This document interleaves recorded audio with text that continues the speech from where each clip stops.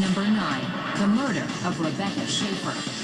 Rebecca Schaeffer is a horrifying Hollywood story because this is innocence gunned down.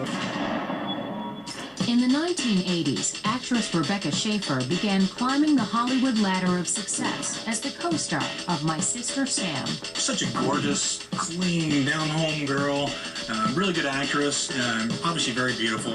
Rebecca had many admirers, including an eager fan in Tucson, Arizona, named Robert John Bardo. Bardo was an emotionally unstable high school dropout. All the teachers commented on the fact that he was very isolated and exhibited no social skills. Bardo's adoration for the young star turned into an obsession. He wrote dozens of letters to Rebecca. In return, Bardo received a personal postcard and an autographed photo, but he wanted more. He had been obsessed with her, had written her constant letters, had told her that he was going to be with her, he was going to marry her, that he would come down and be with her one day. Well, he actually did that. In 1987, Bardo went to Los Angeles twice and tried unsuccessfully to visit Rebecca on the set of her show. Stalkers often feel like they aren't somebody unless somebody loves them. So there's really this hole, and so they're trying to achieve a feeling of, I am worthy, I am lovable. 2 years later, Bardo hired a private investigator to locate Rebecca's home address. At the time, you know, she lived in an apartment where you could literally walk right up to the door. In the early hours of July 18, 1989, 19-year-old Bardo arrived by bus in Los Angeles. He found Rebecca's building and buzzed her apartment. So I introduced myself. I'm Robert Bardo. She's on her sweater. I said, I'm a fan. After a friendly exchange, Bardo left.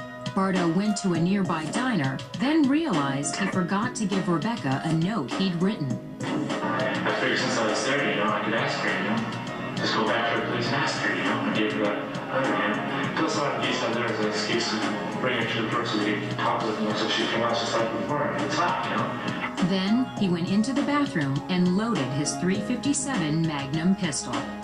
At 10:15 a.m., Bardo returned to Rebecca's building and buzzed her again.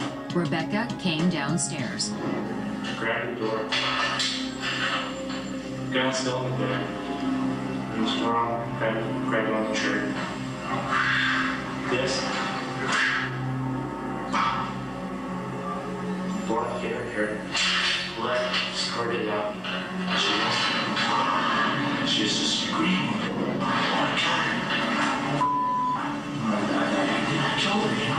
So I think what happened is, my personal opinion is that he reached out to hand her the card. She leans forward to take the card, and she's shot in the chest. Bardo took off running. I just couldn't be around there anymore, A neighbor called the police. 30 minutes later, Rebecca Schaeffer was pronounced dead at a nearby hospital.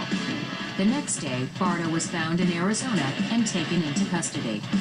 He ran away afterwards, really expecting to be caught on the way. He was waiting for the great result that would come after the attack, and it didn't come. So now he gets back to Arizona, and he acts in a way that will predictably bring attention to himself. He walks around in the middle of traffic. He makes no denials about what he's done. In October 1991, Robert John Bardo was convicted of homicide in the first degree. He was sentenced to life in prison without parole. It's why stars are afraid. It's why people run into nightclubs and people, zoom into their gates and have these gates shut. Hollywood can be a very scary place.